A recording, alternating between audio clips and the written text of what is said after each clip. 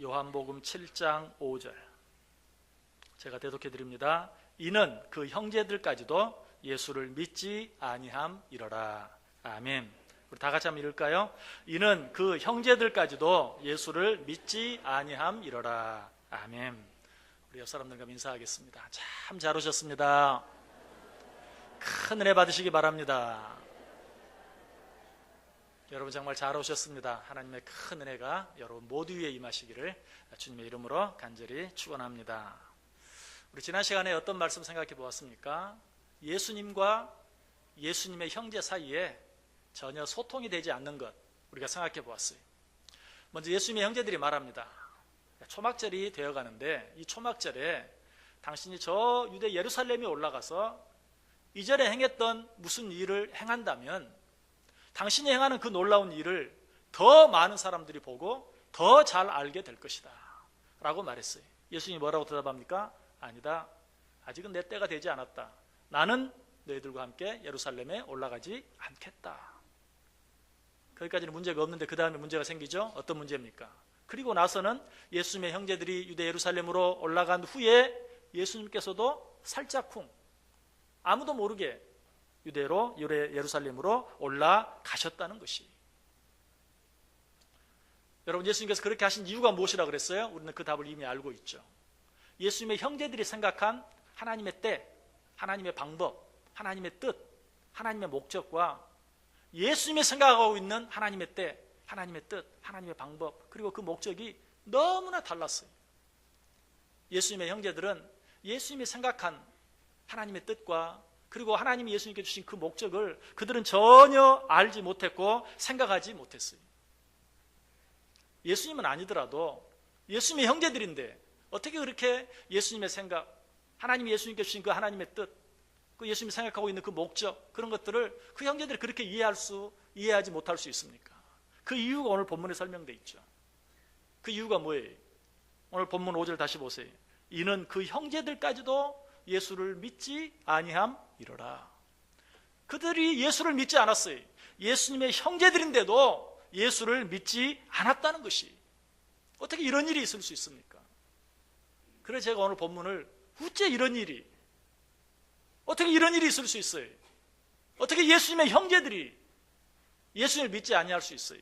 다른 사람은 몰라도 어떻게 예수님의 형제들이 예수님이 생각하고 있는 것이 무엇인지, 예수님이 원하는 일이 무엇인지를 그렇게 이해하지 못할 수가 있어요. 여러분 이런 일은 예수님의 형제들뿐만이 아니에요. 마가복음 3장 21절에 보면 예수의 친족들이 듣고 그를 붙들러 나오니 이는 그가 미쳤다 하밀러라. 예수님의 형제들은 아니라도 예수님의 친족들, 그래도 다른 그 누구보다도 예수님과 가까운 관계에 있는 예수님의 친족들이 예수를 붙들러 나왔다. 왜 붙들러 나왔어요? 예수님이 미친 짓 하고 다닌다는 것이, 예수님이 미쳤다는 것이, 그래서 그를 붙들기 위해서, 어쩌면 그를 붙들어서 죽이기 위해서였는지도 몰라요. 어떻게 예수님의 형제들이, 아니 예수님의 친족들이 이렇게 할 수 있어요? 여러분 예수님께서 병자를 고치는 기적을 행하셨을 때 오늘 보면 바로 앞 요한복음 6장에 보면 수많은 사람들이 몰려들었어요. 얼마나 많은 사람들이 몰려들었든지 예수님이 운신할 수가 없었어요. 그래서 제자들에게 배를 하나 띄워라. 사람들이 얼마나 그를 에워싸고 만져라도 보려고, 만져만 봐도 병 고침 받을 줄 알고 만져라도 보려고 몰려드는지 예수님이 이리 밀리고 저리 밀리고 어떻게 할 수가 없어서 제자들에게 배를 띄워서 그 배에 오르셔서 사람들과 간격을 두시는, 그때서야 비로소 운신할 수 있는 그런 지경까지 처하는 것을 보게 돼요. 그런데 예수님 형제들은 어때요? 예수를 믿지 않았어요. 예수님 친족들은 어때요? 예수가 미쳤다고 하고 그를 붙들어 잡아 죽이려고 했어요. 유대인들이 그렇게 하는 것은, 바리새인들이 그렇게 하는 것은, 서기관들이 그렇게 하는 것은 우리가 이해할 수 있어요. 그런데 어떻게 예수님의 형제들이, 예수님의 친족들이 그럴 수 있는가? 놀라운 것은 이런 일들이 구약에 이미 예언되어 있다는 사실이. 시편 69편 8절에 보면 내가 나의 형제에게는 객이 되고 나의 어머니의 자녀에게는 낯선 사람이 되었나이다. 여러분 우리 이미 가나의 호인잔치도 생각해 보았죠? 여러분 이 가나의 호인잔치에서는 어때요? 예수님의 어머니조차도 예수님을 이해하지 못했어요. 근데 시편 69편에 뭐라고 말해요? 내가 나의 형제에게는 객이 되고 나의 어머니의 자녀에게는 낯선 사람이 되었다. 예수님의 형제들이 아무도 예수님을 이해하지 못하는 그런 모습을 보게 돼요. 여러분 이 말씀을 들으면서 아니 그러면 예수님의 형제들이 예수님을 이해하지 못하고 예수님의 친족들이 예수를 미쳤다고 하고 그를 잡아 죽이려고 하는 그런 일들이 이미 성경에 예언되어 있고 하나님은 그 모든 일들을 알고 계셨다는 말인가? 아니 하나님이 그렇게 되도록 계획하셨다는 것인가? 여러분 이런 예언뿐만이 아니 실제로 예수님의 모형으로 성경에 등장하는 많은 사람들에게는 예수님의 형제들과 같은 자들이 항상 옆에 있었던 것을 보게 돼요. 아벨에게는 어떻습니까? 누가 있었습니까? 가인이 있었어요. 또 이삭에게는 어떻습니까? 이스마엘이 있었어요. 또 야곱에게는 어떻습니까? 에서가 있었어요. 요셉은 말할 필요도 없죠. 요셉은 11형제가 있었는데 그 가운데 막내 베냐민만 빼고 나머지 모든 10형제가 하나님이 야곱에게 주신 그 뜻, 하나님의 그 목적, 그것을 이해하지 못하고 오히려 어때요? 역시 잡아 죽이려고 했던 이런 일들이 성경에 비일비재하게 나와요. 형제지간뿐만 아니에요. 부재지간에도 그런 일이 있었어요.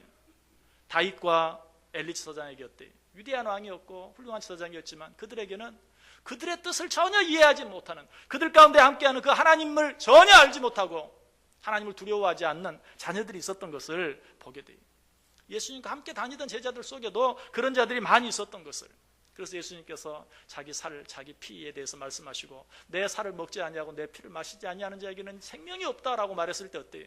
예수님의 제자들 가운데서도 많은 자들이 예수님을 떠나버리는, 요한복음 6장 66절에 기록되어 있죠. 그때부터 그의 제자 중에서 많은 사람이 떠나가고 다시 그와 함께 다니지 아니하더라. 어떻게 이런 일이 있을 수 있느냐는 것이. 그런데 거기에 놀라운 이유가 있어요. 왜? 어떻게 예수님의 형제들이, 어떻게 예수님의 친족들이, 어떻게 예수님의 제자들이 도무지 이해할 수 없는, 다른 사람 다 몰라도 그들만큼은 예수님을 이해하고 예수님을 믿고 예수님을 따라야 할 터인데 그들이 그렇게 하지 못했는가? 요한복음 6장 44절에 그 이유가 분명히 나와 있어요. 여러분 요한복음 6장 44절 한번 펴보시기 바랍니다. 요한복음 6장 44절, 오늘 본문 바로 앞에 있는 요한복음 6장 44절. 우리 다 같이 한번 한 목소리로 읽습니다. 나를 보내신 아버지께서 이끌지 아니하시면 아무도 내게 올 수 없으니 오는 그를 내가 마지막 날에 다시 살리리라. 아멘. 여러분 예수님께 나아온다는 것, 예수님을 믿는다는 것, 예수님께 주신 하나님의 그 뜻을 우리가 이해하고 받아들이고 순종한다는 것, 여러분 이것이 우리 인간의 노력과 우리의 힘으로 되어지는 것이 아니라는 것이, 아버지 하나님께서 이끌지 아니하시면 아무도 내게 나아올 수 없다라고 이야기하고 있어요. 여러분 우리에게 무슨 그럴듯한 자격이 있어서, 우리에게 무슨 그럴듯한 능력이 있어서 우리가 예수 그리스도를 하나님의 아들로 믿고 하나님의 자녀 된 것이 아니라는 사실이, 우리가 하나님의 자녀 되기 위해서 무슨 남들이 하지 아니한 엄청난 노력을 하고 애를 써서 우리가 예수를 믿고 하나님의 자녀 된 것이 아니라는 사실이, 하나님이 이끌어 주셨기 때문이라는 것이, 하나님이 이끌어 주지 아니하시면 누구도 하나님 앞에, 예수 그리스도 앞에 나올 수 없고 예수 그리스도를 믿을 수 없다. 예수 그리스도가 그 앞에 계셔도 믿지 못해. 아니 예수 그리스도가 엄청난 기적을 행해도 믿지 못해. 지난주에 말씀드렸죠. 우리는 마음속에 늘 예수님이 행하시는 그 기적을 내가 한 번만 직접 본다면 그러면 잘 믿을 것 같죠. 그러나 성경에 나온 사건들을 보세요. 아니 그런 걸 보았다고 해서 더 잘 믿지 않았어요. 오히려 예수를 잡아 죽이려고 했던 마음이 더 완악해진 수많은 사람들을 우리가 보았어요. 하나님이 이끌어 주시지 아니하시면, 하나님이 은혜 주지 아니하시면 누구도 예수를 예수 그리스도로, 예수를 하나님의 아들로, 예수를 우리의 구주로 믿을 수 없고 영접할 수 없다. 이렇게 말씀드리니까 여러분 마음속에 많은 질문들이 생기죠. 예정론이라는 것이 과연 무엇인가? 하나님이 구원받을 자를 택하셨다는 것이 무엇인가? 하나님이 택하신 자가 아니면 하나님 앞에 나아올 수 없고 구원받을 수 없다는 것이 도대체 무슨 이야기인가? 우리가 이것을 어떻게 받아들여야 되는가? 예수님께서도 우리 속에 그런 생각들이 일어날 것을 아셨어요. 그래서 그 말씀, 아까 읽었던 요한복음 6장 44절 말씀, 아버지께서 이끌지 아니하시면 아무도 내게 오지 못한다 라고 말씀하기 바로 직전에 예수님 뭐라고 말씀하십니까? 43절에 보면 예수께서 대답하여 이르시되 너희는 서로 수군거리지 말라. 여러분 이 시간에 설교 시간이니까 수군거리지는 않지만 여러분 마음속에 수군거림이 있죠. 하나님이 예정하셨다는 것이 무엇인가? 하나님이 나를 구원하시기로 작정하셨다는 것이 무엇인가? 하나님이 나를 택하셨다는 것이 무엇인가? 택하신 자가 아니면 하나님 예수 그리스도 앞에 나올 수 없다는 것이 무슨 말인가? 오늘 우리에게 먼저 이야기합니다. 수군거리지 말라. 이것은 하나님의 크고 놀라운 비밀 속에 감추어진, 그러나 우리에게 엄연히 주어진 사실이라는 것을 우리가 받아들일 수 있어야 돼요. 여러분, 이 시간에 여러분 마음속에 들어오는 질문들 생각하면서 묻지도 마시고 따지지도 마세요. 궁금해하지도 마세요. 그러나 우리가 이 시간에 분명히 한 가지 기억해야 될 것이 있어요. 그것은 무엇입니까? 하나님의 그 놀라운 택하심의 은혜 가운데 내가 들어갔다는 사실이, 하나님의 그 은혜로 말미암아, 하나님의 그 사랑으로 말미암아 오늘 우리가 여기 이 자리에 있다는 사실이, 이것만큼은 의심하지 마세요. 먼저 이 사실을 받아들이고, 먼저 이 사실을 인정하고, 이 사실로 인해 하나님 앞에 감사하고, 하나님 앞에 찬송하고, 그 다음에 무엇을 하여도 할 수 있어야 돼요. 여러분, 우리가 우리 힘으로, 우리 노력으로 여기 나올 수 있는 게 아니에요. 우리가 여기 나와 있는 것은 하나님의 은혜고, 우리가 여기 나와서 하나님께 예배하는 것은 기적 중에 기적이에요. 여러분 가운데 혹 그렇게 생각하는 분 계십니까? 어쩌다 보니 교회 다니게 됐어요.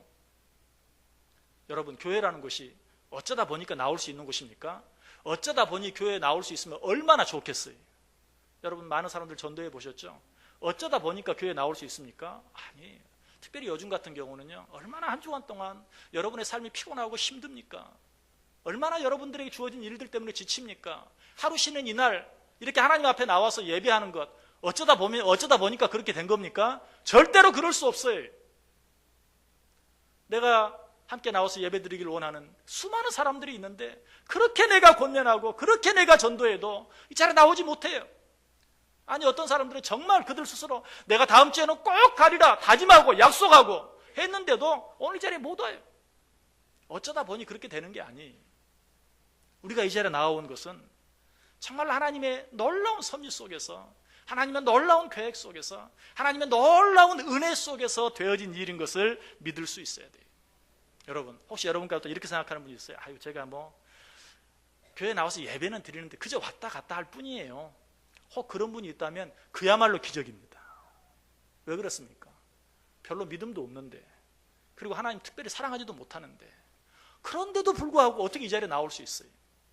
하나님을 사랑해서, 그리고 하나님을 분명히 믿어서 이 자리에 나왔다면 그로 당연하죠. 하나님 사랑하니까, 믿으니까. 그런 사실 믿음도 없어요. 내가 정말 하나님을 믿는지 안 믿는지, 하나님이 정말 내 속에 계시는지 계시지 않는지도 모르는데도 불구하고 오늘 이 자리에 나와 있다면 어때요? 내가 한 일이 아니에요. 누가 한 일이에요? 하나님이 하신 일이, 하나님의 은혜로 되어진 일이. 우리는 이 사실을 부인할 수 없는 것이. 예수를 안 믿는 사람들에게 예수 믿는 것처럼 자존심이 상하는 일이 없어요.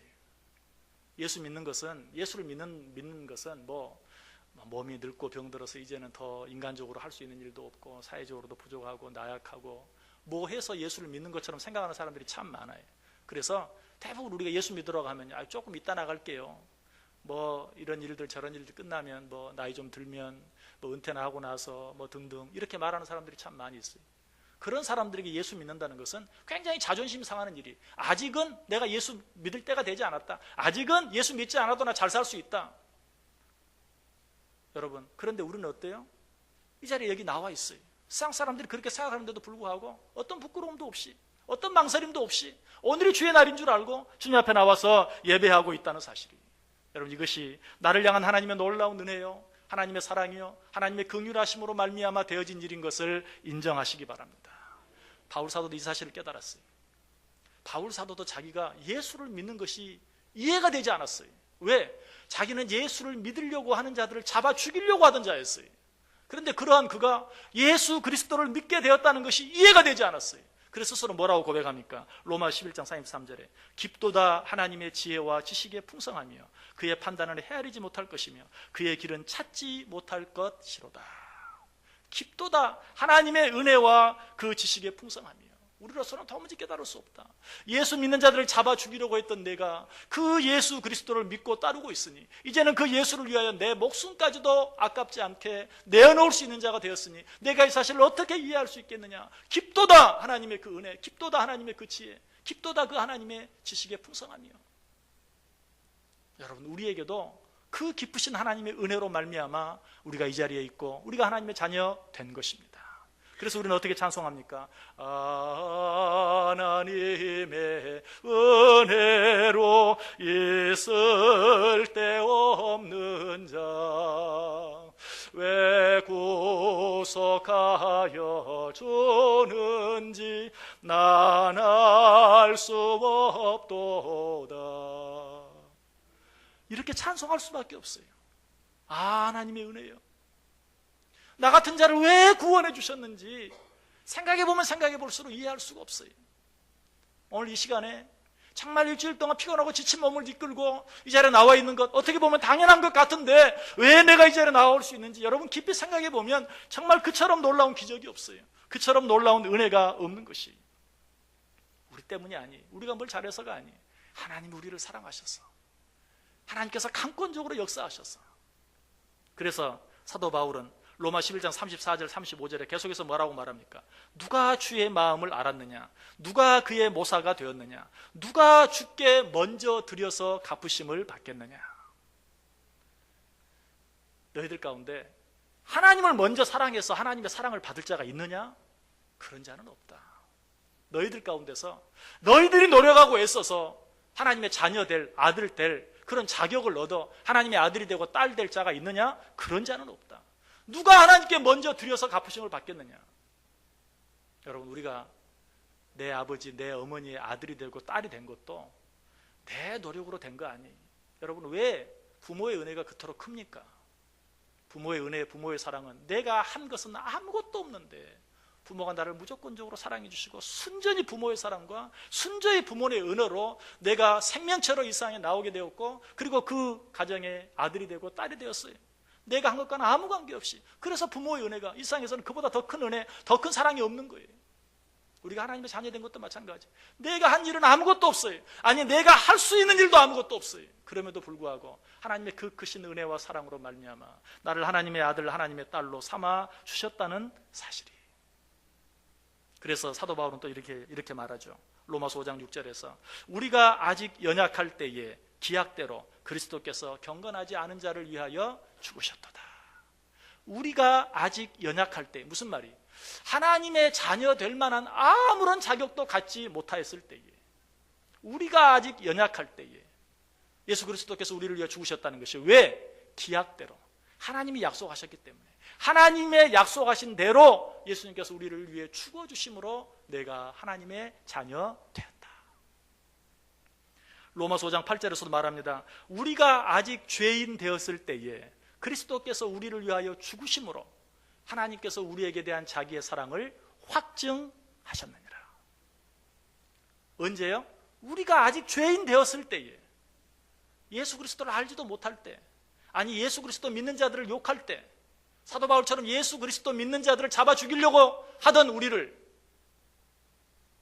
그리스도께서 우리를 위하여 죽으심으로 내 죄를 사하시고 하나님이 나를 얼마나 사랑하시는지 그 하나님의 사랑을 확증해 주셨다라고 이야기하고 있습니다.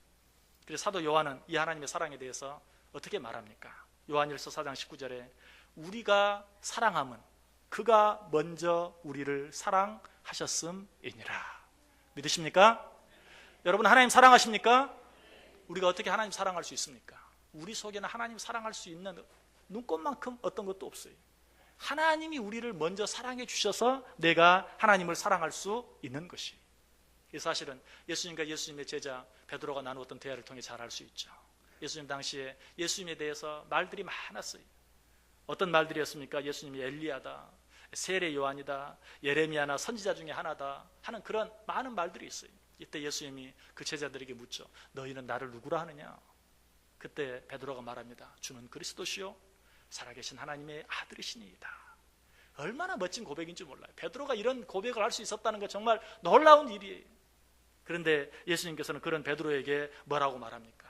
바요나 시몬아, 내가 복이 있도다. 그리고 나서 이를 내게 알게 한 이는 혈육이 아니다. 누가? 하늘에 계신 내 아버지께서 알게 해 주신 것이다. 네가 그 사실을 알았다고, 네가 그 사실을 깨달았다고 착각하지 말라. 내가 하나님의 아들인 것을 알게 하신 이는 하나님 아버지시다. 하나님의 은혜가 아니면, 하나님의 사랑이 아니면 너는 절대로 그 사실을 알지 못했을 것이다. 여러분, 예수 그리스도가 여러분의 구주인 거 믿으십니까? 예수 그리스도가 여러분의 하나님의 아들이시여 살아계신 하나님의 아들이신 거 믿으십니까? 그 사실을 어떻게 알게 되었습니까? 하나님이 알게 해주셨다는 것이. 살아계신 하나님께서 우리에게 은혜를 베풀어 주시고 우리를 사랑하셔서 그 놀라운 사실을 알게 해 주셨다. 여러분, 예수님이 이 세상에 오셨을 때 사람들이 그를 반갑게 맞아들였습니까? 영접했습니까? 아니, 성경은 뭐라고 말해요? 그가 빛으로 이 세상에 오셨으나 아무도 그 빛을 알아보지 못했다. 그리고 그를 영접하지 않았다. 여러분, 빛은 숨길 수 있는 게 아니에요. 빛이 비치면 알아요. 여러분, 눈을 감고 있어도요, 여기 불을 켰는지 끄는지 금방 알아요. 눈을 감고 있어도 알아요. 그런데 빛이 왔는데도 빛을 못 느끼는 사람이 있어요. 누굽니까? 소경입니다. 시력을 잃은 자예요. 소경은 알지 못해요. 왜 예수님이 오는데 빛으로 오셨는데 사람들이 그를 알아보지 못했습니까? 영접하지 못했습니까? 그들이 나빠서가 아니, 그들이 우리보다 더 완악해서가 아니, 소경이었기 때문에, 영적인 소경이었기 때문에 빛으로 오신 예수님을 몰라봐요. 예수를 영접하지 않아요. 너무나 당연한 것이. 그러므로 예수님께서 하셔야 할 일은 무엇입니까? 그들이 나를 위해서 무엇을 해주기를 바랄 것이 아니라, 그들이 나를 알아봐 주기를 바랄 것이 아니라 먼저 그들의 눈을 뜨게 하는 일이 중요해요. 죽어있는 자는 아무것도 할 수 없어요. 그들은 영적으로 죽은 자들이었어요. 그러므로 그들을 먼저 살리는 일이 중요해요. 그래서 예수님께서 먼저 우리의 죄를 위하여 우리를 사랑하사 우리 죄를 대신 지시고 십자가에 달려 죽어주심으로 우리를 살려주신 거예요. 우리의 눈을 뜨게 해주신 것이. 그로 말미암아 비로소 이제 빛으로 이 땅에 오신 예수님을 우리가 보게 되고 그 예수 그리스도를 나의 주님으로 믿고 고백하며 살 수 있게 되었다는 것이. 사도 바울은 이 사실도 이야기하죠. 에베소 2장 1절에 그는 허물과 죄로 죽었던 너희를 살리셨도다. 하나님이 저와 여러분을 먼저 살려주셨어요. 무엇 때문에 우리를 살려주셨습니까? 가만히 보니까 우리가 하나님의 사랑받을 만한 짓을 해서 하나님 우리를 사랑해 주신 것입니까? 우리를 살려주신 것입니까? 누구는 그렇게 하지 못하는데 나는 싹을 보니까 그래도 잘할 것 같으니까 하나님이 나를 사랑해 주시고 하나님의 자녀 삼아 주셨어요? 아니, 에베소 2장 4절 5절에 보면 긍휼이 풍성하신 하나님이 우리를 사랑하신 그 큰 사랑을 인하여 허물로 죽은 우리를 그리스도와 함께 살리셨다. 하나님의 그 긍휼하심, 하나님의 그 크신 사랑하심으로 허물로 죽어버린, 그래서 아무것도 할 수 없는 우리들을 하나님이 사랑해 주셨다라는 것이. 이런 하나님의 사랑이 누구에게 임합니까? 하나님께서 사랑하시기로 작정한 자들에게 주어지는데 그 은혜, 그 사랑, 그 축복이 우리에게 주어졌다는 사실이. 여러분, 이 사실은 예수님의 기도 속에도 잘 나타나요. 예수님께서 십자가를 앞에 두고 마지막 대제사장의 기도를 드립니다. 그런데 어떻게 기도합니까? 요한복음 17장 9절에 내가 그들을 위하여 비옵나니 내가 비옵는 것은 세상을 위함이 아니요 내게 주신 자들을 위함이니이다. 하나님이 내게 주시기로 작정된 자들을 위하여 내가 기도하나이다. 또 예수님이 다른 곳은 뭐라고 말해요?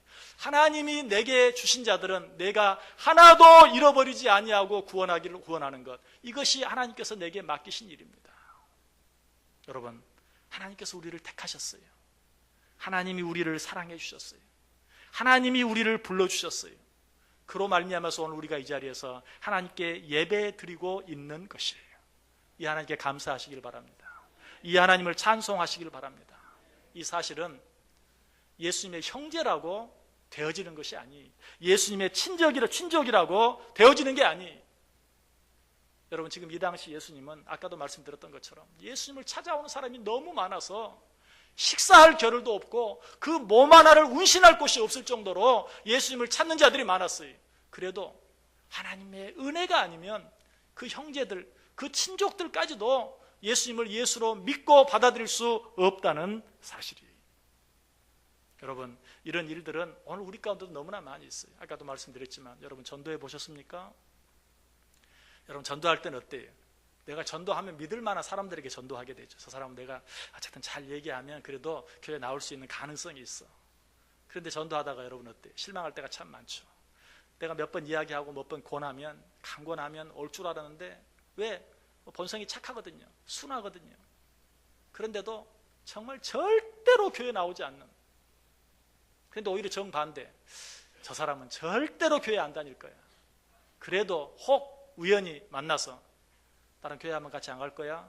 한마디 지나가는 말을 던져봤는데 그래 같이 갈까? 하고 따로 나오는 사람도 있다는 것이. 여러분, 그런 것들을 보면서 여러분 어떻게 생각하십니까? 인간의 어떤 노력이나 인간의 어떤 애씀이나 인간의 어떤 천성으로 말미암아서 어떤 사람이 착해서 어떤 사람이 이성적으로 어떤 일들을 더 잘 이해해서 예수를 믿게 되거나 예수님 앞에 나아올 수 있는 것이 아니라는 사실이, 하나님이 은혜 주시는 자면 도무지 되지 아니할 것 같은 자가 하나님 앞에 나와서 은혜 받을 수 있는 것이고, 우리 인간의 생각으로는 될 것 같은 자도 하나님이 은혜 주시지 아니하시면 되지 않더라는 것이. 저도 전도하면서 그런 일을 경험해 본 적이 있어요. 대학교 때 남산에 CCC 활동을 하면서 전도하러 올라간 적이 있어요. 올라가서 사형리 전도지를 듣고 전도를 했습니다.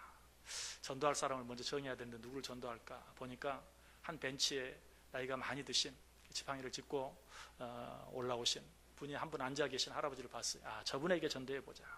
제 나름대로는 나이도 많이 드셨고 뭐 심심하기도 하실 거고 내가 말하면 잘 들어주실 것이라고 생각이 됐어요. 그래서 가서 전도합니다. 하나님의 할아버지를 사랑하십니다. 그런데 우리는 죄인이라 하나님의 그 사랑을 깨닫지 못합니다. 느끼지 못합니다. 그런 우리를 위해서 하나님께서 하나밖에 없는 아들 예수 그리스도를 보내주셨습니다.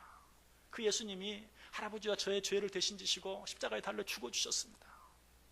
할아버지, 그 예수님을 믿기만 하면 우리는 하나님의 자녀가 됩니다. 구원을 받습니다. 할아버지, 이 예수님 믿으시겠습니까? 이 예수님을 할아버지의 구주로 마음속에 영접하시겠습니까? 반응이 어땠을까요? 지팡이를 딱 짚고 일어나더니 나 그렇게 늙지 않았어. 자네나 잘 믿어. 하고 조용히 떠나가 버리더라고요. 그러려면 일찍 떠나가기나 하든지 할 말 다 했는데 얼마나 마음이 실망이 되고 낙심이 되고 개면쩍기도 하고. 그런데 그 순간에 놀라운 일이 일어났어요. 여러분, 그 의자가 이렇게 등받이가 서로 맞대 있는 양쪽으로 앉을 수 있는 의자였어요.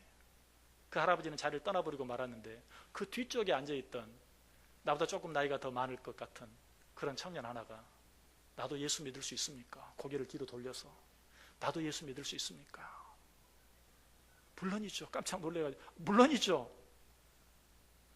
나도 예수 그리스도를 내 구주로 영접할 수 있습니다. 물론이죠. 내가 위해서 기도해드리겠습니다 하고 기도하고 영접 기도하고 그 자리를 나왔어요.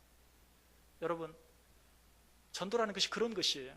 하나님을 믿는다는 것이 그런 것이 우리의 생각으로 우리의 노력으로 우리의 뜻으로 되어지는 것이 아니, 하나님의 놀라운 경륜 속에서 하나님의 놀라운 섭리 속에서 하나님의 그 놀라운 사랑으로 말미암아 하나님의 그 놀라운 은혜로 되어지는 것이, 저 여러분이 그 하나님의 놀라운 은혜와 사랑으로 인하여 오늘 이 자리에 있게 되었다는 사실이에요. 여러분이 예수를 어떻게 믿게 되는지 한번 생각해 보세요. 나 같은 사람이 예수 안 믿으면 누가 믿겠어? 그렇게 생각이 드시는 분 있습니까? 저는 제가 예수를 믿는 걸 생각해 보아도, 저는 믿음의 가정에서 태어나서 목사의 가정에서 태어나서 지금까지 살아왔는데도 내가 예수를 믿는 걸 생각하면 신기하기 그지없어요. 왜? 성경 66권이 지금도 논리적으로는 이해가 되지 않는 부분이 너무 많아요. 그런 사실들이 믿어진다는 것이 너무너무 신기해요. 저는 예수를 안 믿는 사람들이 이상하게 느껴지지 않아요. 예수를 안 믿는 사람들, 안 믿는 게 당연한 거죠. 그리고 예수를 안 믿는 사람들이 예수 믿는 사람 욕하면 예수 안 믿는 사람이 예수 믿는 사람들을 욕할 만하죠. 어떻게 예수 안 믿는 사람이 예수 믿는 사람들을 이해하겠어요? 어떻게 예수 안 믿는 사람이 이 주일에, 정말 황금 같은 이 휴일에 하나님 앞에 나와 예배하는 것이 이해가 되겠어요? 이해 안 되는 게 당연한 거예요. 아마 저는 예수를 안 믿었으면 보통 예수를 안 믿는 사람이 예수 믿는 사람들 힘들게 하고 괴롭히고 골탕 먹이는 것보다 10배는 했을 거예요. 제 생각을 해보면 그래요. 예수 믿는 사람들 골탕 먹이고 아주 괴롭히고, 그런 내가 예수를 믿는다는 게 참 너무너무 신기하고 너무너무 감사해요. 목사가 된 거예요? 더 감사하지. 제가 여러분보다 뭐가 나아서 목사가 됐을까요? 참 감사한 것은 요즘에는 가끔 그래도 혹시 목사님 아니세요? 목사님 같이 보여요. 이런 분들이 있어요. 얼마나 감사한지 몰라요.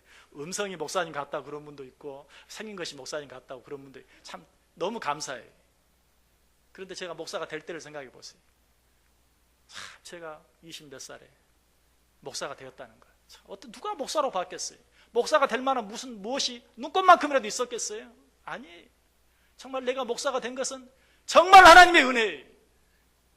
여기서 여러분 앞에 제가 설교하는 것, 여러분보다 뭐가 나은 것이 있어서 천만의 말씀 만만의 콩떡이 올시다.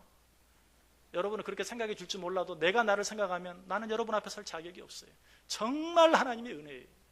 여러분이 하나님 지금 말씀을 듣고 있는 그것도 여러분 하나님의 은혜예요. 이 자리에 나와 있지 않는 사람보다 여러분이 뭐 나아서 여기 있는 거 아니에요. 그래서 여기 나와 수 있는 게 아니에요. 하나님의 은혜 때문이, 하나님의 사랑 때문이, 하나님의 그 놀라운 은혜와 사랑 앞에서 우리는 감사할 수 있어야 돼요. 하나님의 은혜 베풀어 주시지 아니하시면, 하나님의 사랑이 주시지 아니하면 나는 나 될 수 없어요. 혹시 사람들이 여러분에게 이렇게 욕합니까? 예수 믿는 사람이 왜 그래? 물론 그렇다고 해서 우리가 그것을 핑계로 삼아서는 안 되지만 분명한 대답은 이거예요. 그러니까 은혜지. 사실이에요. 예수 믿는 사람이 왜 그래? 물론 예수 믿는 사람답기 위해서 애써야죠. 노력해야죠.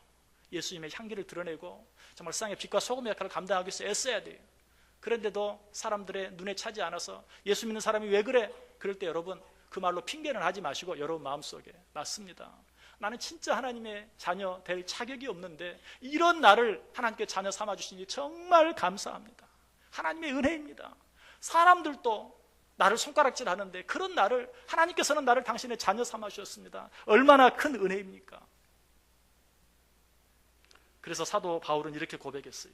고린도서 15장 10절에 내가 나 된 것은 하나님의 은혜로 된 것이니 내게 주신 그의 은혜가 헛되지 아니하여 내가 모든 사도보다 더 많이 수고하였으나 내가 한 것이 아니요 오직 나와 함께 하신 하나님의 은혜로다. 나의 나 된 것은, 내가 나 된 것은 하나님의 은혜로다. 내가 한 것이 있다면 내가 한 것이 아니요 하나님이 하신 것이다 라고 하나님 앞에 고백하는 그런 모습 보게 돼요. 이 고백이 저와 여러분의 고백이 되기를 원합니다. 예수님의 형제라도, 예수님의 친족이라도 하나님이 은혜 주시지 아니하시면 예수 그리스도를 믿을 수 없어요. 하나님의 자녀 될 수 없어요. 그런데 하나님께서 우리를 사랑해 주셨어요. 하나님께서 우리를 택해 주셨어요. 하나님께서 오늘 우리에게 은혜 주셨어요. 그래서 오늘 이 자리에 나와서 하나님의 말씀을 전하고 하나님의 말씀을 들을 수 있게 된 것이 내 안에 놀라운 기적이 일어났어요. 여러분 이 하나님의 은혜, 이 하나님의 축복 생각하며 정말 하나님 앞에 날마다 감사하는 삶을 살아갈 때 저와 여러분의 삶 자체가 기적이 되고 저와 여러분의 삶 자체가 은혜가 되고 저와 여러분의 삶 전체가 축복이 되는 복된 인생들 되시기를 주님의 이름으로 간절히 축원합니다. 기도하겠습니다. 사랑이 많으신 하나님, 내가 무엇이 간데 하나님의 그 놀라운 은혜와 사랑으로 나를 택하여 주시고 오늘 이 자리에서 주의 말씀을 전하게 하시고 주의 말씀을 듣게 하시는지요. 나의 나 된 것은 하나님의 은혜임을 고백합니다. 이 찬송이, 이 감사가 내 입에서 끊어지지 아니하게 하시고 이 믿음 가지고 살아갈 때 내 삶 전체가 기적의 삶이 되게 해 주옵소서.